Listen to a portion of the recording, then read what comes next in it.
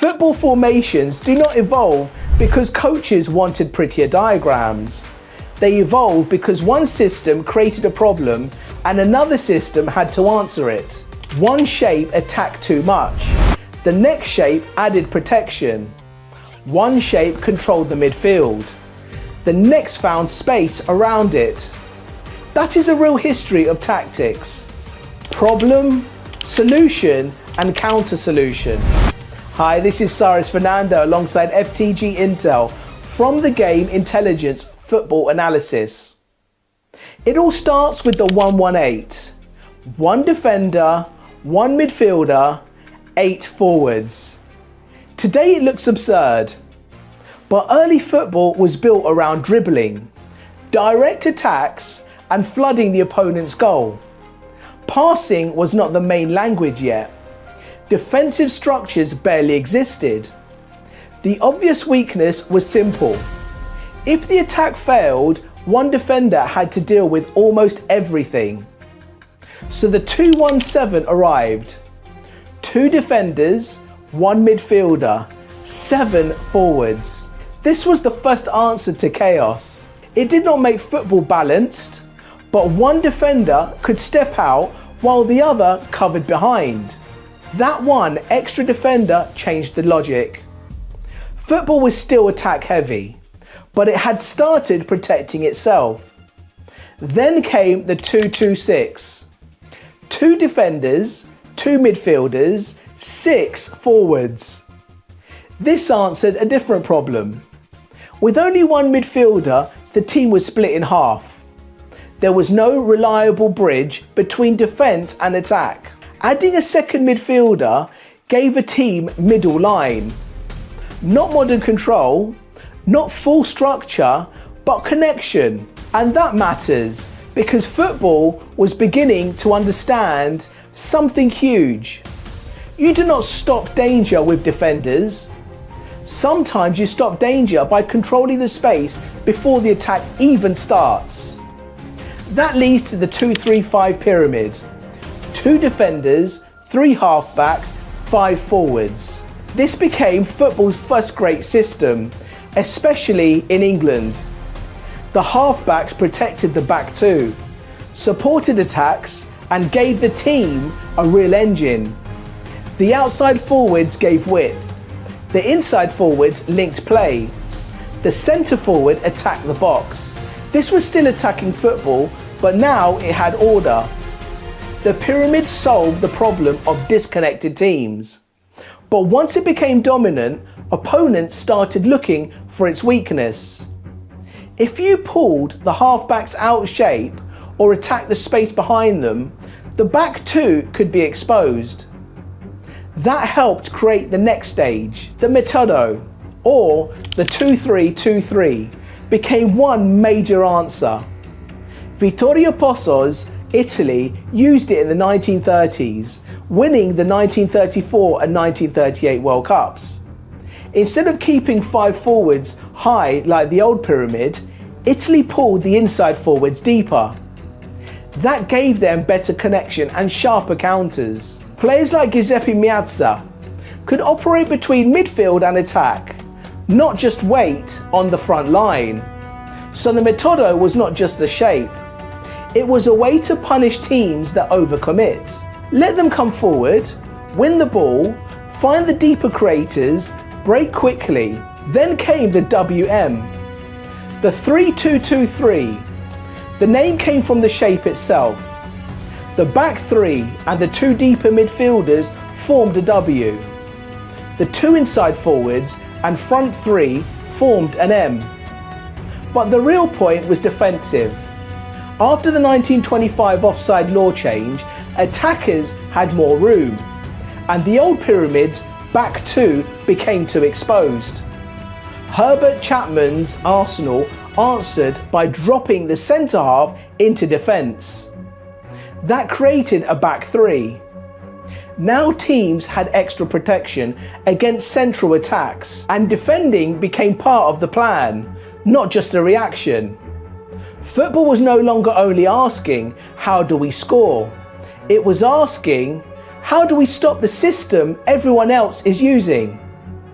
Then Brazil's 4-2-4 changed the picture. 4 defenders, 2 midfielders, 4 attackers. At the 1958 World Cup, Brazil had Pelé, Garrincha, Didi, Vava, Zagallo, and the quality to make a brave shape work.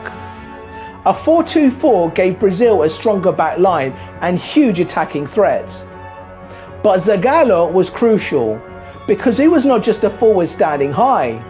He worked back, helped midfield, and made the system more flexible. That is why Brazil do not simply split into 4 defenders and 4 attackers. Still, the weakness was clear. Only 2 midfielders.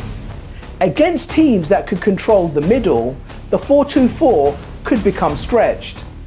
So football answered with a 4-3-3. Take 1 attacker from the 4-2-4 and drop it into midfield. Now you have 4 defenders, 3 midfielders and 3 forwards.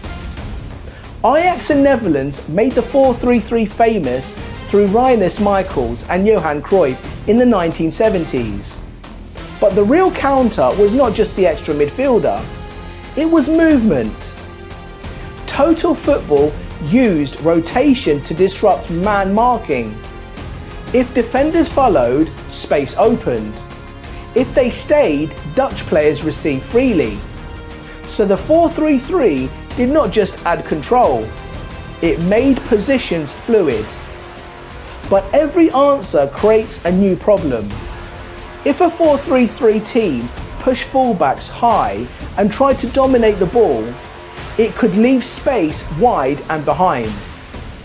The 4-4-2 offered one clean answer in certain matchups.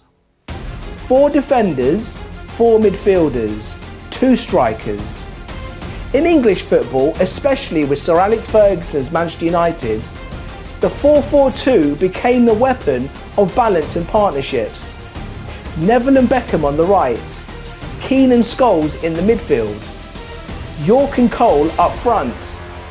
It was not invented purely to counter the 4-3-3, but against fluid attacking teams, it could defend in 2 banks of 4, protect wide areas and break quickly with 2 forwards. The weakness was central midfield. Put 3 players against the 2 central midfielders and the 4-4-2 could be outnumbered. That is why the 4-4-1-1 became useful. 1 striker dropped deeper into the space between midfield and attack. Think Dennis Bergkamp at Arsenal. It helped the midfield link play and still supported the main striker. The 4-4-1-1 kept the defensive structure of the 4-4-2, but added connector between the lines. Then came the 4-5-1. 4 defenders, 5 midfielders, 1 striker. This was a more defensive answer to midfield overloads. If the opponent wanted to dominate the midfield, the 4-5-1 said, fine, we will crowd it. This shape could block passing lanes, force teams wide and protect the back 4. Jose Mourinho often used versions of compact midfield protection when he wanted to control without chaos. But the weakness was 1 lone striker. If he could not hold the ball, the team had no escape. So football needed a version that protected midfield without killing the attack. That is where the 4-2-3-1 became so useful. 4 defenders, 2 holding midfielders, 3 attacking midfielders, 1 striker. The double pivot protected the defence. The number 10 connected midfield to attack. The wide players could defend wide, then break inside.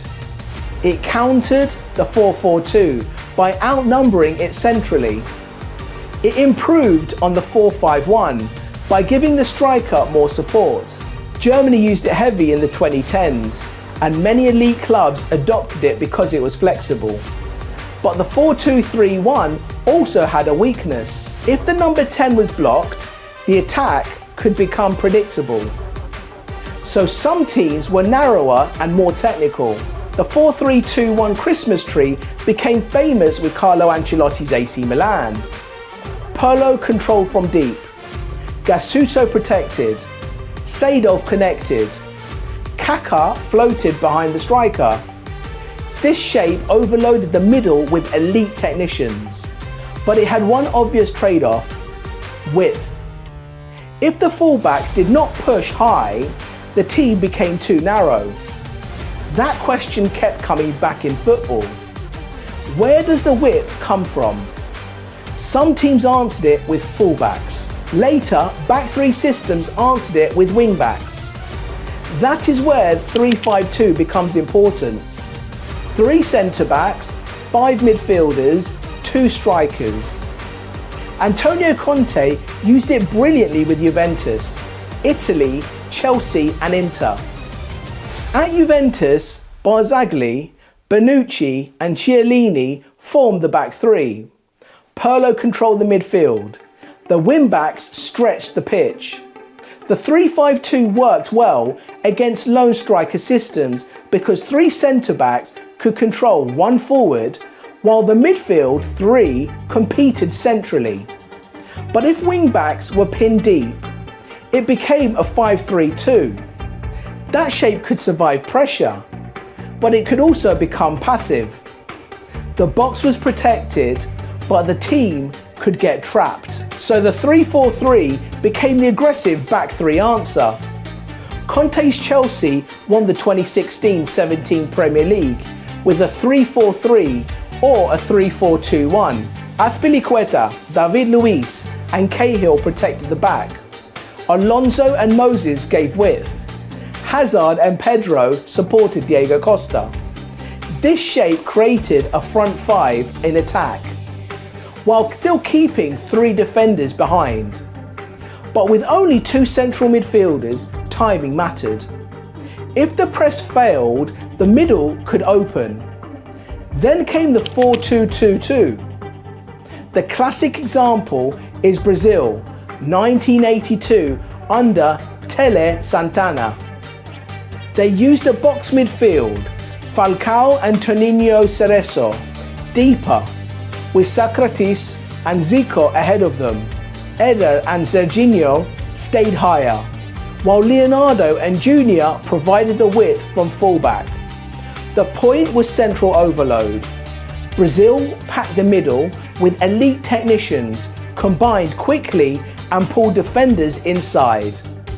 But that beauty had a cost. It sacrificed natural width, so the fullbacks had to provide it.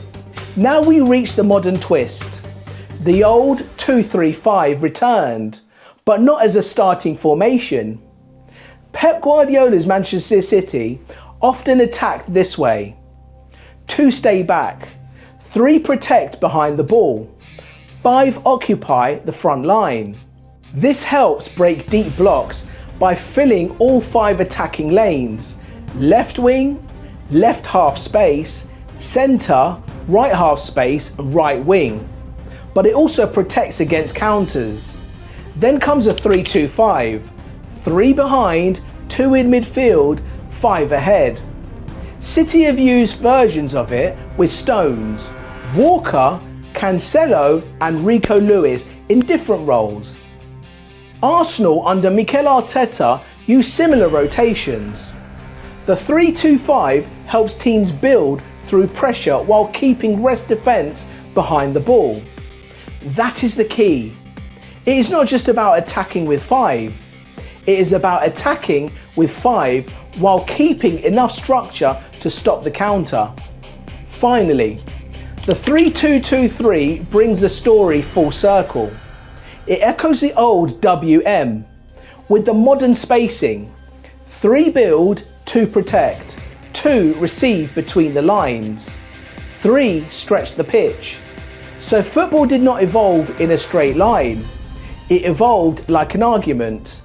One formation creates a problem. The next one answers it. Then the answer gets countered. From 1-1-8 chaos to 3-2-5 control.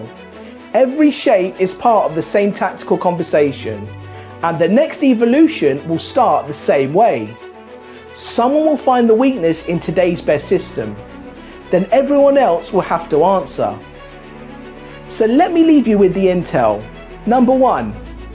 Every major formation shift was a reaction to a rule change, a rival system, or an unsolved tactical problem.